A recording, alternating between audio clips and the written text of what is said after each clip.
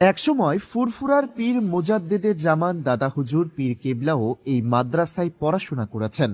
বহু ইতিহাস জড়িয়ে রয়েছে পূর্ব ভারতের প্রাচীনতম এই শিক্ষা প্রতিষ্ঠানের সঙ্গে।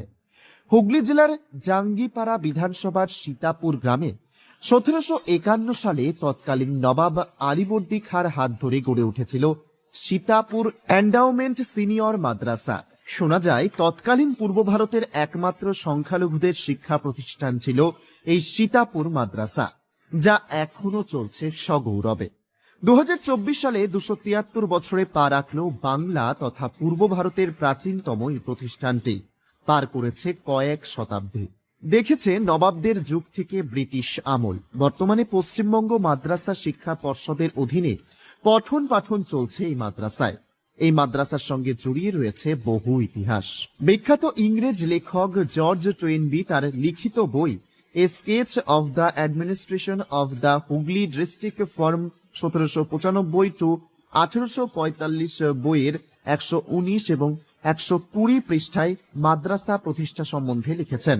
নবাব আলীবর্দী খাঁ সীতাপুরের দু ভাই মাওলানা আমসাদ উদ্দিন এবং মাওলানা মাসাউদ্দিনকে মুতাইল্লি ঘোষণা করে মাদ্রাসা প্রতিষ্ঠা করে। ওই বই থেকে এটাও জানতে পারা যায় 1772 খ্রিস্টাব্দে তৎকালীন ইংরেজ সরকারের নিযুক্ত গভর্নর কার্টিয়ার সীতাপুর এন্ডয়মেন্ট মাদ্রাসার 2555 বিঘা জমি ব্যবহারের পরিবর্তে 158 টাকা প্রদানের চুক্তি করে তৎকালীন দুই মুতায়াল্লির সঙ্গে।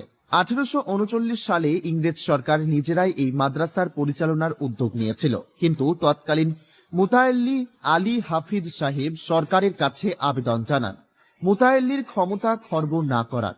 তৎকালীন বাংলার গভর্নর এই দাবি মেনেও নেন।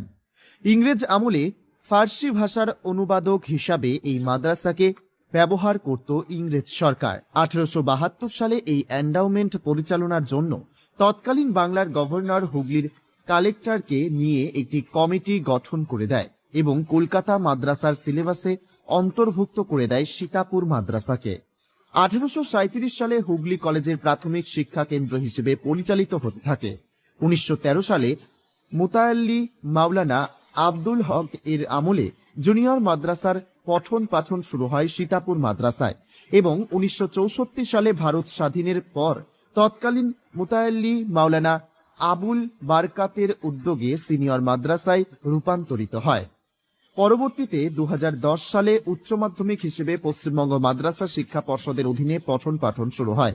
মাদ্রাসার পাশেই রয়েছে মসজিদ। মাদ্রাসা প্রতিষ্ঠার আগে থেকেই এই মসজিদ তৈরি হয়েছিল, কিন্তু 1751 খ্রিস্টাব্দে নবাব আলীবর্দী খাঁ মাদ্রাসার সঙ্গেই 9 গম্বুজ বিশিষ্ট মসজিদটি পুনর্নির্মাণ করেন।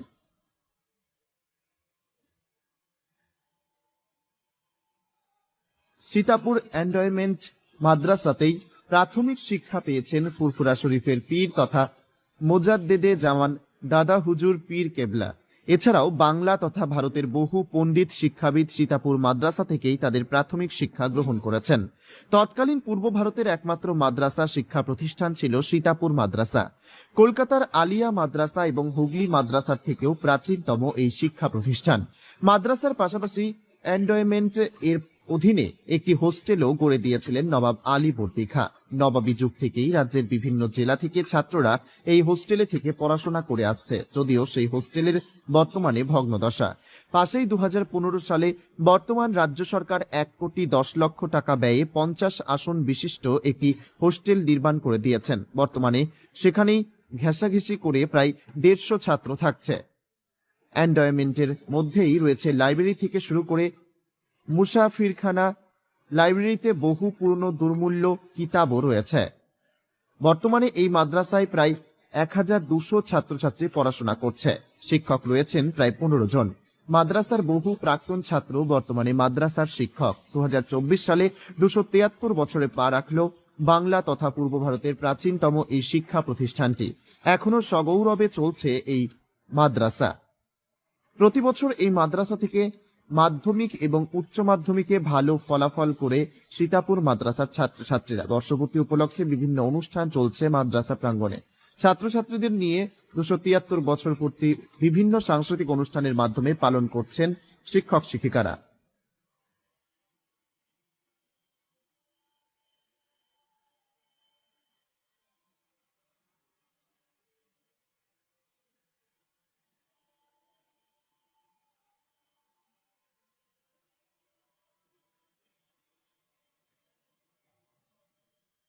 আসসালামু আলাইকুম। নাহমাদুহু ওয়া নুসাল্লি আলা রাসূলিহিল কারীম, আম্মা বাদ। আজ থেকে প্রায় 273 বছর পূর্বে 1751 সালে এই সীতাপুরের বুকে এই মাদ্রাসার বীজ বপন করা হয়েছিল ডিউরিং দ্য রিজেন অফ নবাব আলীবর্দী খাঁ। অর্থাৎ নবাব আলীবর্দী খাঁর আমলে 273 বছরে সেই নবাবী আমলে এই মাদ্রাসার প্রতিষ্ঠিত হয়েছিল। তো সুদীর্ঘ 273 বছর ধরে এই মাদ্রাসা তার গর্বের সঙ্গে এই সীতাপুরের মাটিতে দাঁড়িয়ে রয়েছে। এই মাদ্রাসা থেকে অসংখ্য উজ্জ্বল নক্ষত্র বলা যেতে পারে এই সমাজকে উপহার দিয়েছে।